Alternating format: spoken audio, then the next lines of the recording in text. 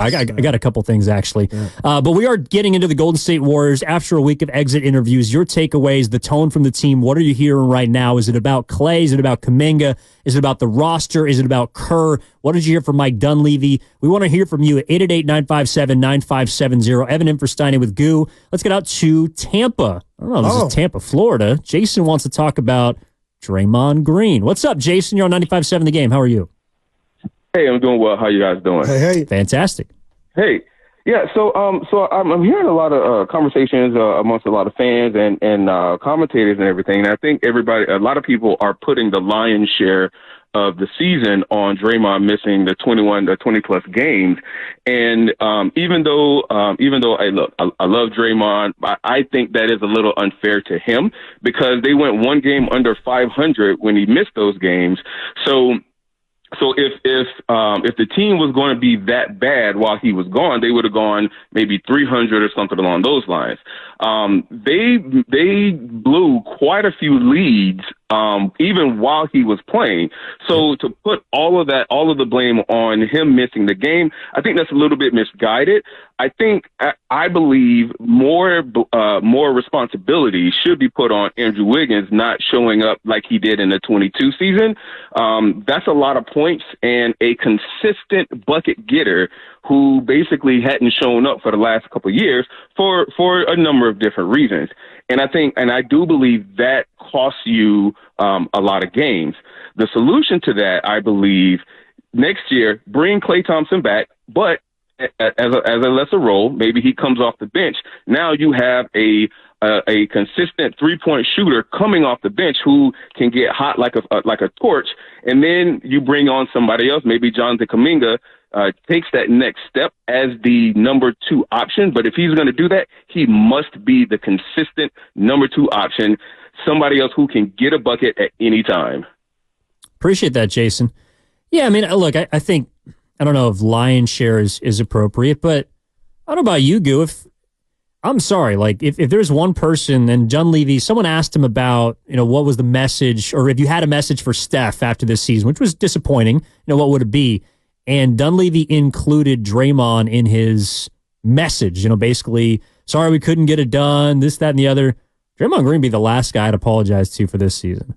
For the shortcomings in this season. Wow. He'd be the last guy I'd apologize to. No doubt about it. If you had one. And we appreciate the call from Tampa, but damn, Evan, I'm sorry. I'll take inconsistency, but your ass being there pretty much a majority of the season like Andrew Wiggins compared to not being able to control my actions. My team is without my services all day. I would never, even though Wiggins was inconsistent, we all can admit that, I will never take the guy. I would hey, Wiggins was Wiggins, I was there half the time, Evan. You could count on me the other half. I was an enigma. We get that. But man, the big part of the blame is for a guy that was gone, not due to injury, because he couldn't control his actions. I don't know how many people would say otherwise. No, and I think there's a difference in his actions that Kerr touched on yesterday in his exit interview that is interesting. Like, whether you think Draymond was on his best behavior the last 3 months of the season or not, the team felt that way. The Orlando game was very poor timing, and I think it's interesting that Kerr has flipped in a sense, not flipped, but he called his actions, Draymond's, unforgivable after that ejection. But in a way, he's kind of back towards the empowering phase, which has gotten us into this situation with Draymond, which is we love him, we support him, he's a great guy for now. But the one thing that Draymond can't, if you take this entire season and that ejection in Orlando is the only thing that happened to Draymond Green, I think you can live with that. Even the ejection against Cleveland, you can live with that. What you cannot live with, and Kerr talked about this yesterday, are the consistent or ramping acts of violence that we've seen from Draymond. Wow. It's not just getting into it with referees. It's not just getting into it with the crowd or even other players and picking up texts. That's going to happen. He's going to get ejected from games next year. That's going to happen too. But you cannot put Rudy Gobert in a chokehold, step on Domantas Sabonis' chest last postseason. You cannot take a swing at Yusuf Nurkic and get yourself suspended. That is what killed the team or hurt the team, not just those individual ejections. So to me, the growing concern about Draymond wouldn't be that he's not the same player. It wouldn't even be that you couldn't necessarily project his availability. It's that the acts that have gotten him in trouble have become increasingly more violent. And that's something he's really got to look at himself in the mirror, Goo, and say this summer, those things can't happen again. The ejections because you're yelling at an official, that is just who Draymond Green is. And that's the part to where I could take that all day, every day, if it was that, and they have. But, I'm going to shock you here, Evan. I'm no clinical psychiatrist, and I'm not trying to play one on the radio, but I will say this. The times that Draymond lost his composure in those instances that you just talked about, TJD hadn't emerged. And if you want to sit here and have a conversation about Steph or any other 36-year-old, maybe not being what they were at 33, 34, I know for a fact what I'm watching. And I think a lot of Draymond's anger came because he is not the defender he used to be. He's looking around before the emergence of TJD like, I got to do this effing stuff 82 games. And again, it's just me, Evan. I seen him take the ball, not all his fault, out of the basket, more to inbound it than I ever have. And I think some of that frustration went towards Gobert or went towards Dre losing his cool. But what I will say is this. Last year, the same bat time, same bat station, right when they lost to the Lakers, Steve Kerr went on his podcast and told Draymond Green, and this is where I'm slightly irritated, Evan. Oh, we could have won the championship. We still got action. So I'm paraphrasing.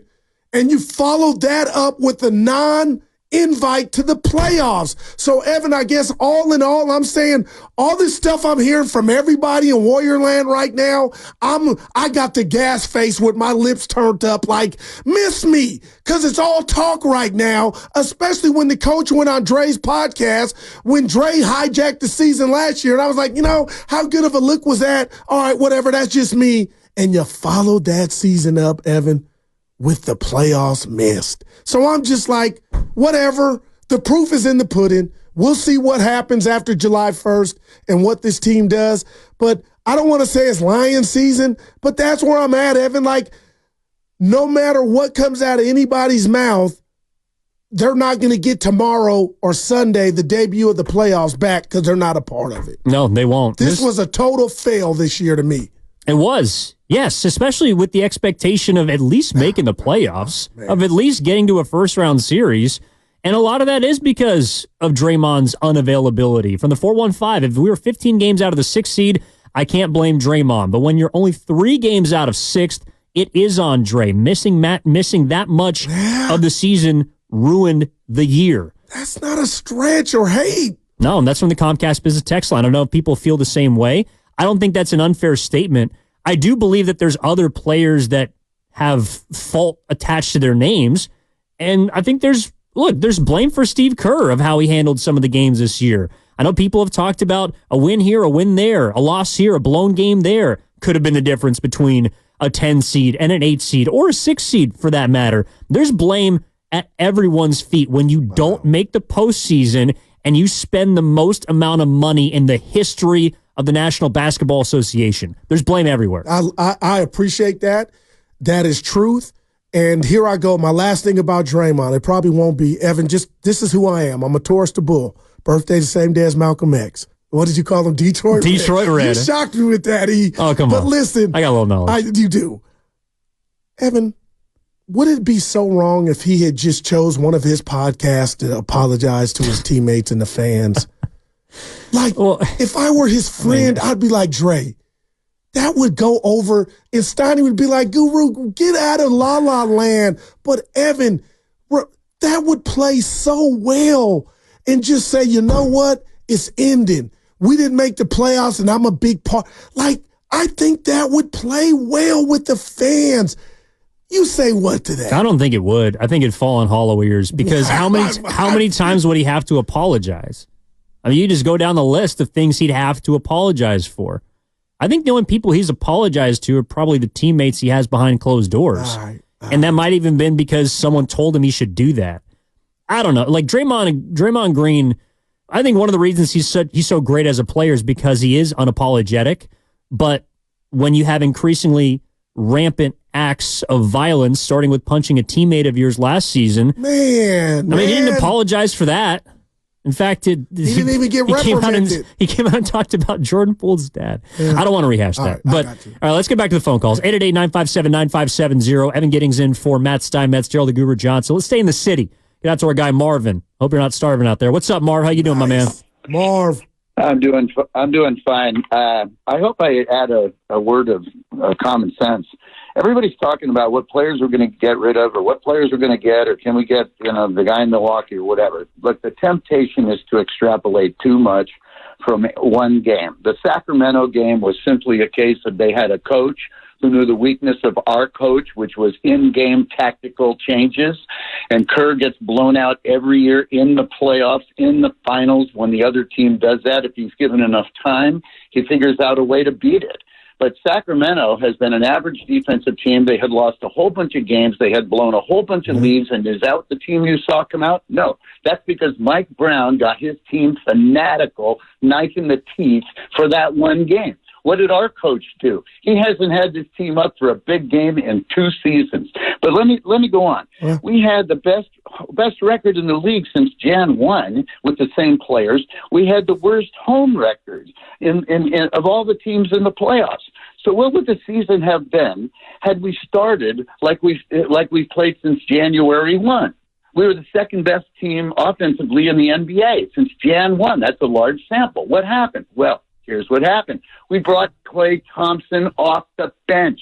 So Klay Thompson, I'd extend him if he understood you're going to play off the bench all year long. And he outscored himself off the bench. But what happened? Moody got hurt, okay? So we put Klay Thompson back in the starting lineup. When Moody came back, he didn't get back in the starting lineup. Klay stayed in the starting lineup. Who looked good against the Sacramento Kings? Moody. Now, you want extra scoring? Look at the 36-minute production of Moody and Kumenga. Kumenga is in 20 points to 30 points if you let him play 30 minutes. Moody has 16 points in 16 minutes. He plays defense. I don't know why Kurt is so stuck, just like last year with Lamb and Jerome. He has to play these guys. He was praising Corey Joseph, who has compilation tapes of him getting beaten on defense. But that's Kerr. Kerr didn't have his team up for the game, and because the other team had a coach who knew Steve Kerr's weakness, the game, unexpected tactical changes got us again in a one-game playoff. But think about it. With a 60-40 home record, with we're not playing for the 10th place. There were so few games we needed to win, and that was the whole difference. Our home record. How did we blow games? Kerr sticks to what he wants to do, doesn't adjust to what the other team's doing, and they make up the big lead. And lastly, he doesn't call timeout. No, Marvin, hold on. No, Marv, don't hang up because I want to hear your response if you can make it quickly, too. I hear you. You make some valid points, but I want to say something to you because we all know you're putting it at the doorstep of Kerr. And this hurts for me. Marvin, what about the Warriors' record all season long against good teams? That, to me, Marvin, should supersede this 27-12 or what they were all season long, Marvin. Even last Friday against the Pelicans, they could not beat good teams. How do you respond to that? They beat good teams all year. They beat Milwaukee. They beat the Lakers. They beat everybody. All the good teams. But what happened in the other games? Well, Jokic throws in a ball from the timeline with no time left. The guy in Oklahoma City makes another ridiculous shot and gets fouled. Turnovers, defense. Kerr can't coach defense. When we had Ron Adams on the bench all the time, we had a great defensive team. Kerr doesn't coach defense. There comes a time in the game where you don't have Chris Paul, Curry, and Pajinski all on the court at the same time. It's the time when you need stops. When you have a 15-point lead, you get stops and you win the game. That was our big problem. That is coaching. Having a team make so many turnovers in one quarter, it means you didn't call a timeout and make a correction. That's why I think to think about different players. That's why I brought up the January record. Okay, we have the players. We led the NBA in rebounding or came in second. We don't need size. We need to know how to use the players. Appreciate it, Marvin. Better. Yeah, sorry about that. I mean, no, look. He had a lot. Whoa. He gave him a lot. A couple of things we do need to dispel. They did not beat everybody. No, thank you. They were 22-31 against teams above 500. Damn. They won 5 games, I believe, against the top 6 seeds in the Western Conference. That's telling. That to me is not on the coach. That's on the roster. That means you're not good enough. While I do think that Steve Kerr he's got to look himself in the mirror too, and there's a lot of things he can improve on this summer. Another part of that is they were a good defensive team. They were a bad offensive team the last 3 months of this season. They won games because they defended. When Kerr put Draymond at the 5 and then paired Kuminga and Wiggins together, they won on a 14-4 stretch. Then Kuminga went down. TJD came in. That front court of Draymond and Trace Jackson-Davis was their best 2-man defensive combination they had all season long. They played defense. They could not score. Against Sacramento, they were getting hounded on the ball. It wasn't like they couldn't defend. It's that they couldn't score, and Sacramento took full advantage of all second-half opportunities. And if your point guard is named Steph F. and Curry, Marvin, I hear you, man. Calling timeout is, come on, man. This is not CYO, Evan. So my point is, we talked about it, Curry kind of loosey-goosey with the rock. Timeout is not going to prevent that. Maybe 1 or 2, but when these dudes are throwing the ball away, that's not on Kerr. That's just now. I will say Steph Curry had 6 turnovers on Tuesday. He got his pocket picked twice, and there have been a few more games where he's had 7 or more turnovers. I'm just. Let's be real, and this is my guy. Last Friday night, and I know. Come on, good. Let's go, Evan. If a Warrior fan said Kerr should have called timeout when they got that rebound, as opposed to Curry dribbling down there shooting that shot, is that valid, or is it just total Monday morning quarterback because they're not in that game if Curry doesn't hit a few right before that juncture? No, I mean, look, you're always going to second guess every single game you lose. And it's interesting because you're probably not going to look at the games that you should not have won as games that could have gone the other way. That's a great call, too. So there's a few of those this year. I think the Warriors probably should have won more games that they lost than, they should have lost more games than they won. But at the end of the day, it doesn't matter because they're sitting on their couches watching the Pelicans and the Kings play tonight. And did you say Dre was on his podcast? I guess one he recorded this week. And Chef, I love you. You know it, Dre. I'm rooting for the Dubs. And Steph might have mentioned to Dre that they're not finished. That is what he said. And if I can find the sound back. Here is what Draymond Green heard from Steph Curry after the game. Right after the game in the Kings locker room, I said, I love you, bro. It's like, I love you too. We ain't done. You right. Got it. Noted. Cool. We ain't. You right. So to think that, like, we've done these things, I love it. And we're not done. Well, it depends on what you believe the word done means. And I'm the biggest. Like, yeah, they're not going to retire tomorrow. And I would have held on to that, Dre. And Curry, if you pull up on me, what you mean you're not done? You are done. And it starts tomorrow. You're done. Finito. How can you say you're not? I get it, Evan, but it means nothing. You're done. You didn't even make the offs, and you want to sit here and say the chef looked at you and said, we not done? You are. You're right. They're playing no more basketball games 2023-24. I think Curry probably meant the dynasty, probably meant us as a 3. I know the boss. I don't know what he meant. All right, I'm going to relax. But if we're also looking back on stand that, Evan. Moments after seasons, we talked about Dunleavy saying that Poole is going to be around, then he shipped him off. I remember last year, Steph Curry, according to Anthony Slater, pointing at Poole's locker in the Lakers series and say, that's the key. That's our guy.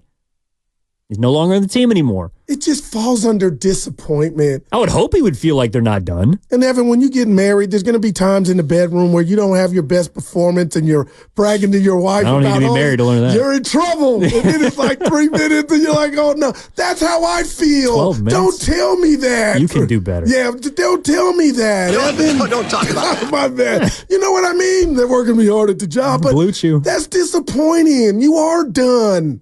And that's sometimes you just got to look yourself in the mirror and say, I don't got it tonight. Hold on to that, no doubt. I don't got it tonight. But the talking makes it worse. No, hold hopefully on to that, hopefully don't go 0 for 10. But yeah, some nights you just don't have it.